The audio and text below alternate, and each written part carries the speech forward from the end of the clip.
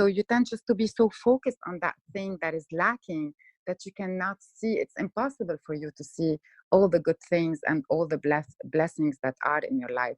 So when I say zoom out or just like take a step back, so you can see that there is much more to your life than just this one thing that is maybe not manifested yet, that maybe it will manifest soon or in the future. So when we take a step back and look at life from afar, and as if I'm in a movie and I'm watching my life as if it is a movie, and start observing yourself from afar, you start seeing more of the Mm. beautiful things that are in your life. You will see the other stuff too, but you will see that the other things that are going really well in your life, the blessings in your life, are much more than the maybe things that are challenging, or the things that you would like to change. Stay connected to gratitude. Hit the follow button right now and join thousands of listeners tuning in each week. We're the Gratitude Seekers. Come join us.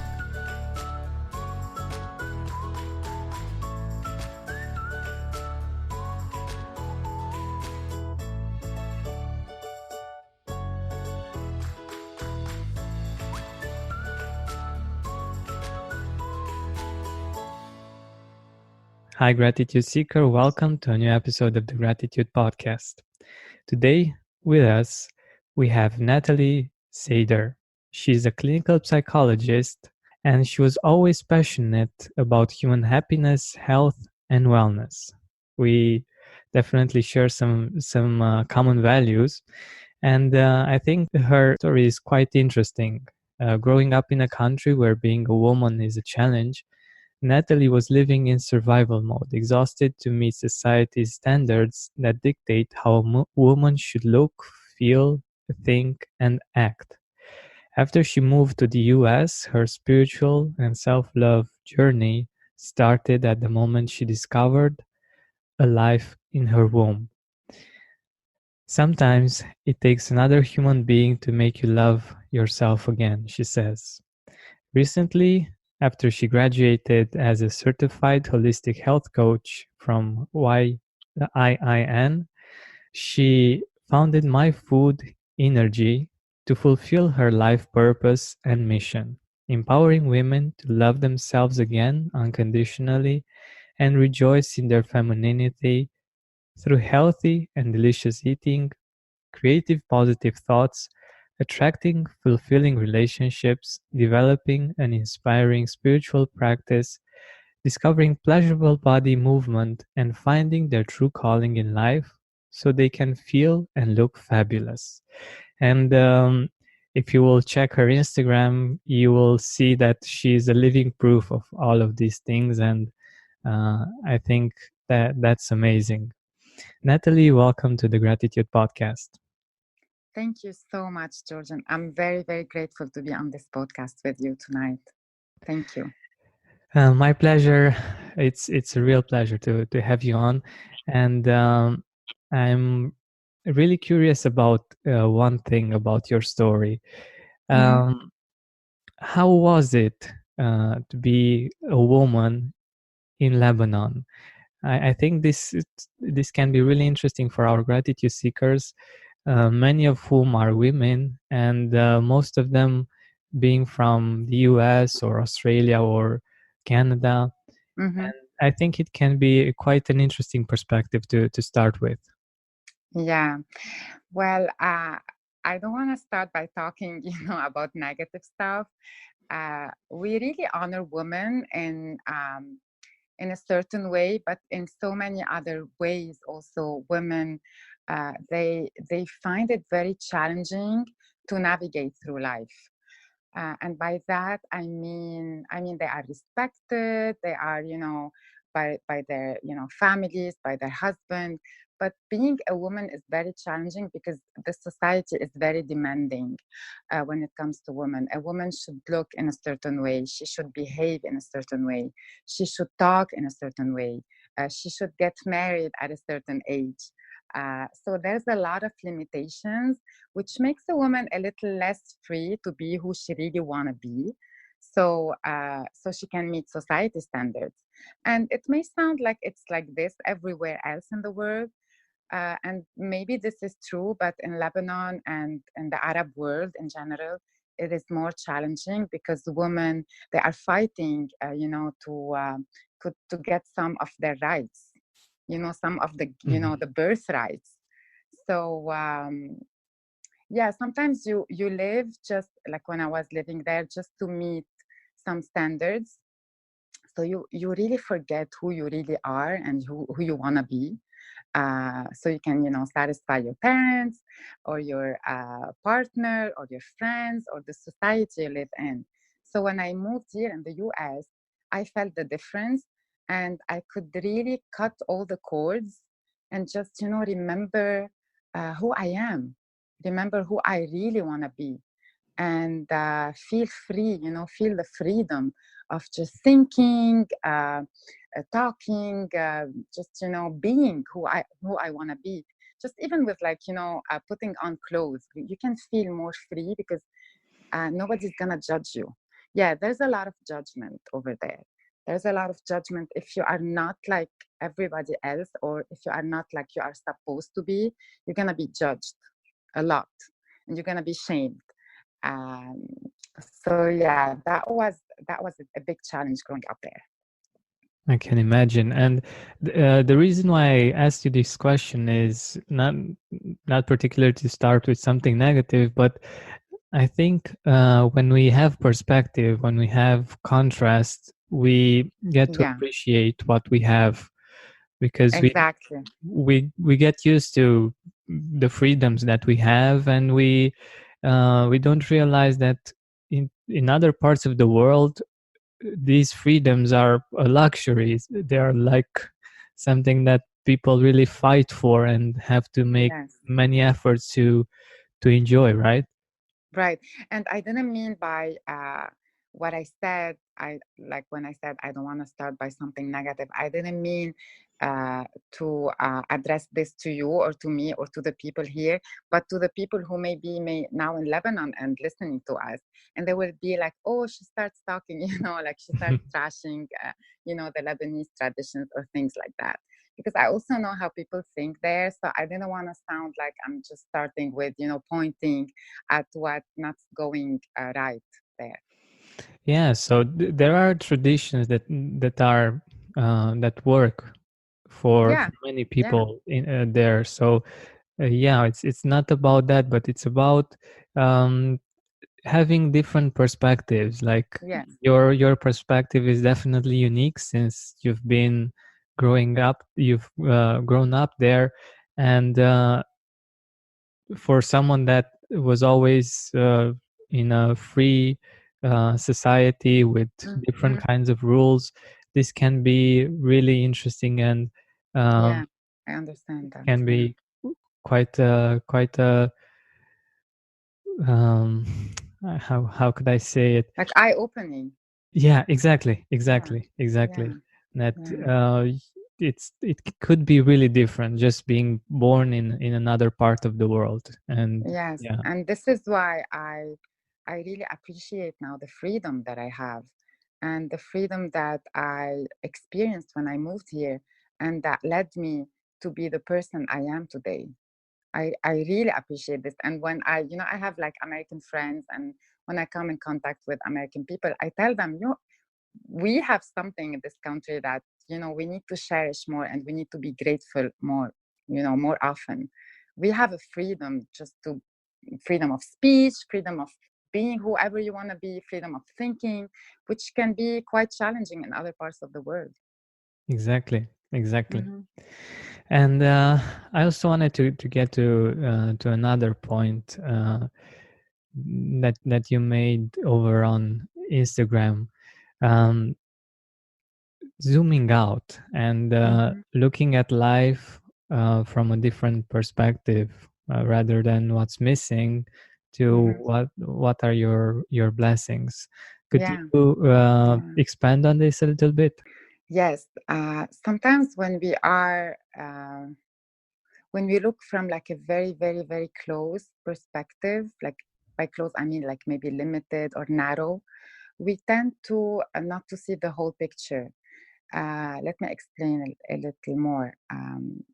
sometimes when we are so focused on what's not going right in our world or in our life, we tend to like, and when you focus on something, you tend not to see what's around you or like what's around that thing. So you tend just to be so focused on that thing that is lacking that you cannot see. It's impossible for you to see all the good things and all the blessings that are in your life. So when I say zoom out or just like take a step back, so you can see that there is much more to your life than just this one thing that is maybe not manifested yet, that maybe it will manifest soon or in the future. So when we take a step back and we look, and sometimes I like to tell my client and even myself, because I also get sometimes stuck in and just focusing on one thing, I tell Yeah. myself or my client just to uh, step back and look at my life from afar, and as if I'm in a movie and I'm watching, my life as if it is a movie. And when you do that and you just start observing yourself from afar, you start seeing more of the Mm. beautiful things that are in your life. You will see the other stuff too, but you will see that the other things that are going really well in your life, the blessings in your life, are much more than the maybe things that are challenging, or the things that you would like to change. So yeah, and this also will make the practice of gratitude a little easier, because some people will tell me, okay, so how I'm gonna practice gratitude? Okay, I'm gonna say I'm grateful for this and for that. So they don't really get a sense of it. So when I tell them to do this, it really clicks with them. Weight Watchers now offers access to affordable GLP-1s. It works for members like, I'm Haley, and I've lost 100 pounds. Weight Watchers has everything I need, from weight loss medications to nutrition support and help with my side effects. It's all in one place. Weight Watchers handles the insurance for you and offers affordable cash pay options. With our program, our members are losing more weight with expert nutrition and side effect support. I'm Mike, and I've lost 135 pounds. Weight Watchers prescribing GLP-1 medications. It's been life-changing. I'm Sharia, and I lost 80 pounds on Weight Watchers. I realized that it would take more than a prescription to lose weight and feel good on a GLP-1. Better results, expert support, lose more weight, make it last. I can't imagine doing a GLP-1 without Weight Watchers. Get started for as low as $25 at weightwatchers.com/GLP-1. Medications require eligibility and prescription. Patients on 15 milligrams of trizepatide had an average of 21% weight loss in a 72-week clinical trial when paired with diet and exercise. First month as low as $25 with a 12-month Med Plus plan. Does not include the cost of GLP-1 medications. If you have a headache or feel tired constantly, clean air can be the solution. And in theory, if you want more clean air, you just open the windows, right? Well, not quite. Pollution in general and noise pollution in particular make it a much less desirable option for most of us. But here comes Air Doctor. Air Doctor helps us and our family enjoy cleaner air with fewer odors and better sleep. It uses a 3-stage filtration system that captures particles about 100 times smaller than what most air purifiers can handle. Stuff you definitely don't want floating around your home. We're talking dust, pollen, mold spores, pet dander, wildfire smoke, even bacteria, viruses, odors, ozone, and VOCs, all the invisible things you'd rather not be breathing in every day. And here's the best part. It's whisper quiet. You don't get that constant loud fan noise that so many air purifiers have, so you can sleep or work peacefully. Air Doctor also has an auto mode, which means it's constantly adjusting to keep air clean 24/7. You don't have to think about it. And when it's time to change the filter, it reminds you, so there's no guesswork. 98% of Air Doctor customers say their home's air feels cleaner, safer, and healthier. It's no surprise Air Doctor won Newsweek's Reader's Choice Award for Best Air Purifier. Head to airdoctor.com and use promo code GRATITUDE to get up to $300 off today. Air Doctor comes with a 30-day money-back guarantee, plus a 3-year warranty. An $84 value free. Get this exclusive podcast-only offer now at airdoctor.com. That's airdoctorpro.com. using promo code gratitude.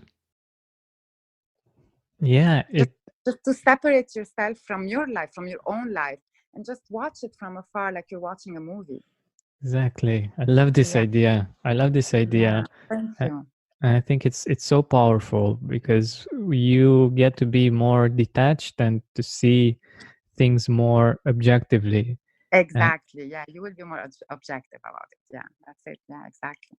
Yeah, because you're not in like in the first person. You're An like active in participant. Yeah, yeah, you're just yeah. watching. You're just an observer now. Yeah, exactly. That's so interesting. Yeah, I think this can be really useful for our listeners to just look at life from a third person, from like it would be a movie, and from some points of view, I think it kind of is. Like we play different roles in life, and we identify more or less with different roles, and yeah, it is kind of like a movie. Yeah, and now I remember something, because before I started this journey of being grateful and coming from love and abundance, other than lack and fear. I used to live my life in a complete opposite way. I wasn't like that all my life, and that's the contrast. I think, like you were saying, this is what made me also like appreciate the new journey I am on. So before, I used to tell, even like I used to, when you study psychology, you have to go and do some sessions yourself with like your mentor, or your a psychiatrist or a psychologist. So I was doing this personal therapy, and I used to tell him, I feel like I'm not actively participating in my life. So I used to feel like life was just, happening to me. And I had no control. I had no power at all. I was more in a victim place, or in a victim role. And everything was just happening to me. And I was just the victim. I would like be happy whenever things are, nice and happy. And I would get sad when things are challenging. And, I was just reacting to life. So it gave me that feeling that I wasn't participating in my life at all. So now when you said, we play different roles, I didn't feel like I was playing any role. It felt like it was like more passive for me. I see. And what made you switch to gratitude? Like, did you have some kind of experience, or how did you discover gratitude? Well, I cannot really say there was one thing only that led me to gratitude. It's more of different things. And it really started when I moved here. Maybe because I had more time to just be with myself.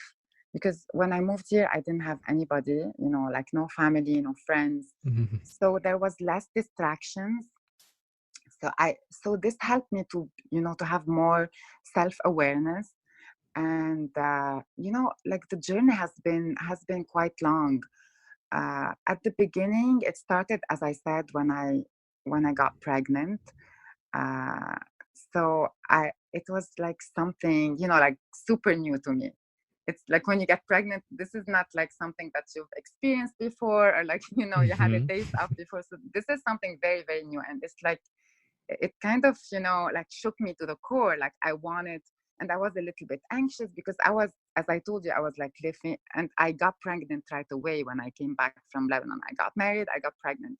So I was still in that state of anxiety, and like feeling that anything can happen at any moment that could take away things from me, away from me. I was living from a place of fear all the time, and lack, and things may happen at any moment. So when I got pregnant, I was like, I can't live this way anymore. I can't just, let fear dominate my life anymore. So something was awakened within me that I needed to change.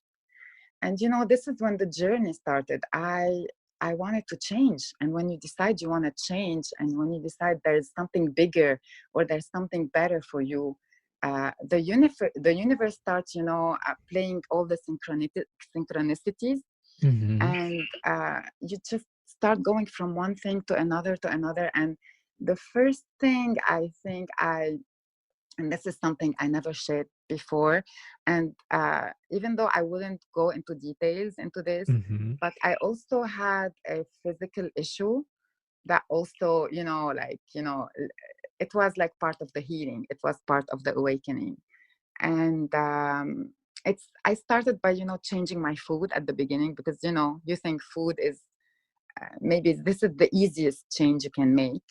So I was really focused on food on the beginning, but then I figured, it was like food was only just a tiny part of the equation.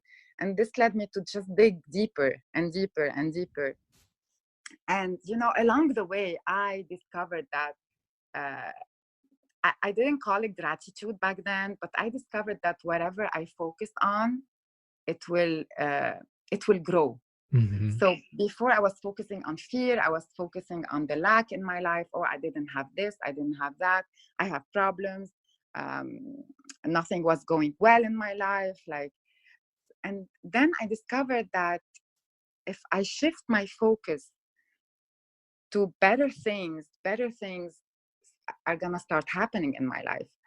And it just happened little by little. Like you don't wake up one day and you say, oh, I'm gonna be grateful because I think this is gonna work. So like there's tiny pieces of the puzzle, and they just start coming together.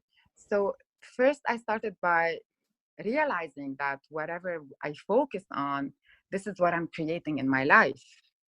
When this physical issue came out, so I started focusing on I started changing my thoughts.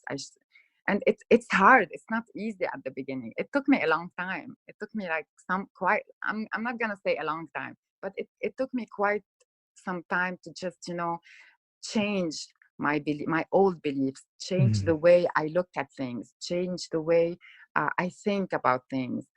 And this is when I also started.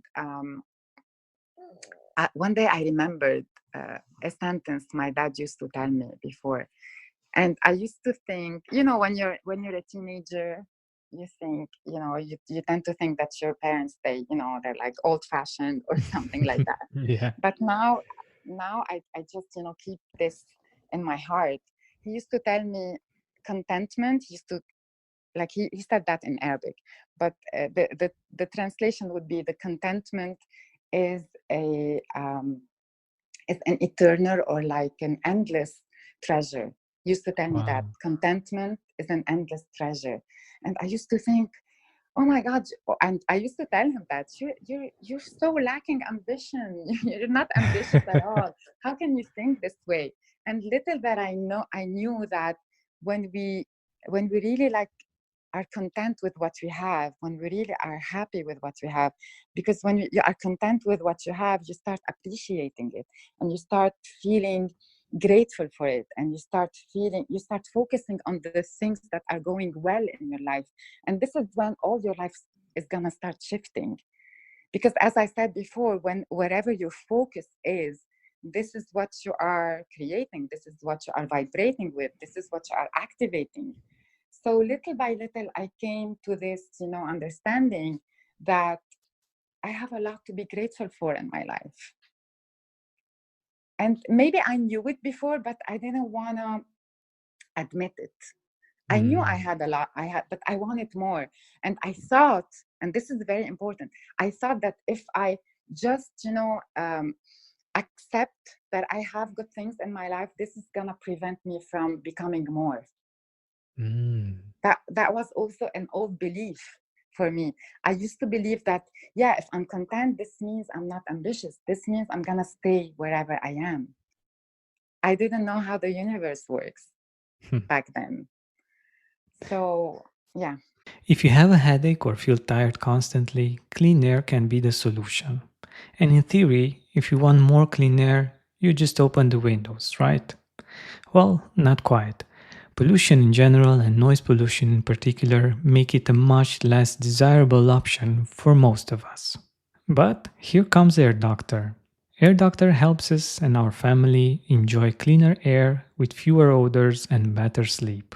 It uses a 3-stage filtration system that captures particles about 100 times smaller than what most air purifiers can handle. Stuff you definitely don't want floating around your home. We're talking dust, pollen, mold spores, pet dander, wildfire smoke, even bacteria, viruses, odors, ozone, and VOCs, all the invisible things you'd rather not be breathing in every day. And here's the best part, it's whisper quiet.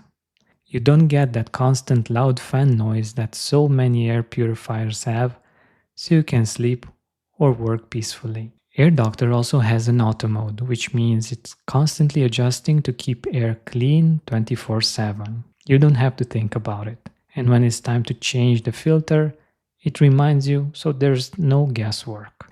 98% of Air Doctor customers say their home's air feels cleaner, safer, and healthier.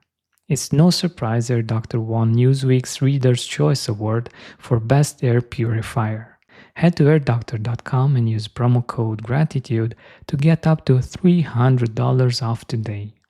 Air Doctor comes with a 30-day money-back guarantee, plus a 3-year warranty. An $84 value free. Get this exclusive podcast-only offer now at airdoctor.com. That's airdoctorpro.com using promo code GRATITUDE.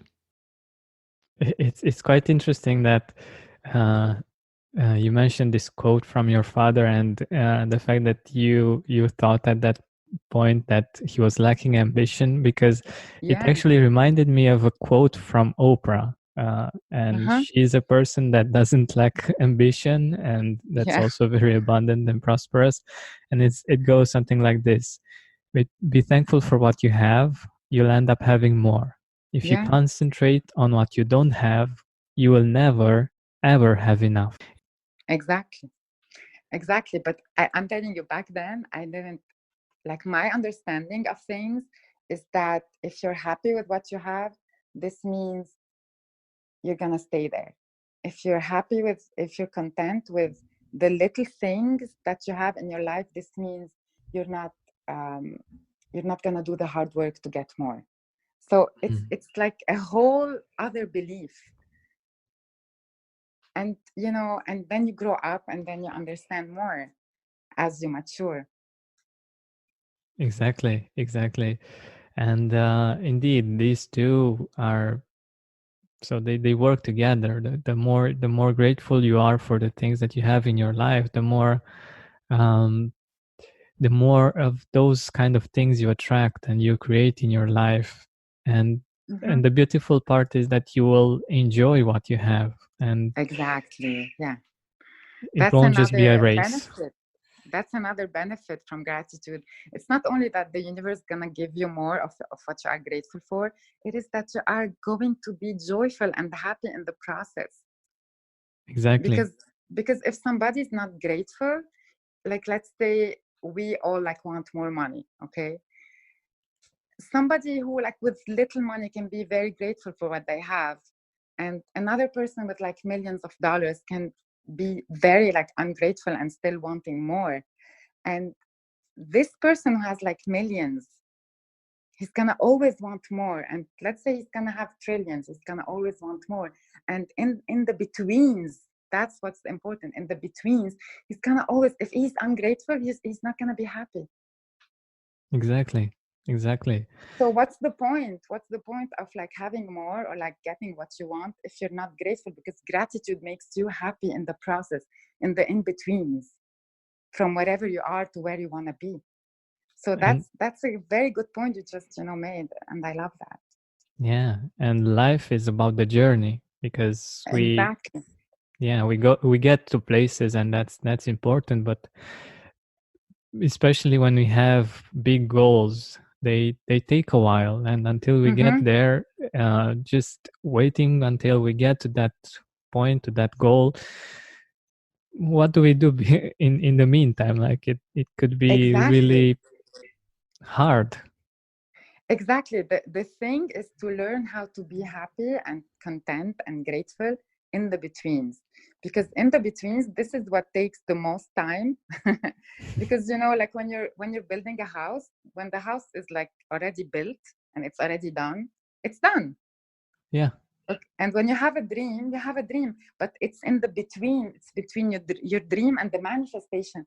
That's what takes the most of time. And this is when you really need to make yourself in that state, to bring yourself in that state of gratitude and joy and happiness, so things can be, pleasant. They can be more enjoyable for you. Because as I said, if you get this house or if you get this money, but along the way you were miserable and you were not happy and you were not grateful and you were so stressed all the time, when you're gonna get there, you're gonna feel like, oh my God, that was so exhausting. And it's not gonna feel the same. Exactly.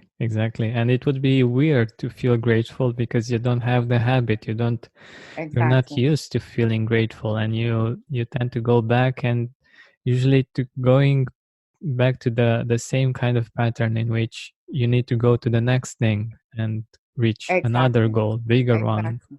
Yeah. Yeah, it's so And it true. really is a muscle. It really is a muscle. And we need to practice it.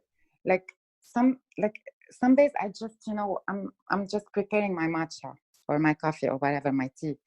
And, little things come to my mind now, and they come naturally because I've been practicing this for so long. And, when I'm like holding my cup, I feel appreciation for, those muscles in my arms and hand that gives me the ability to be able to hold the cup and enjoy my matcha in the morning.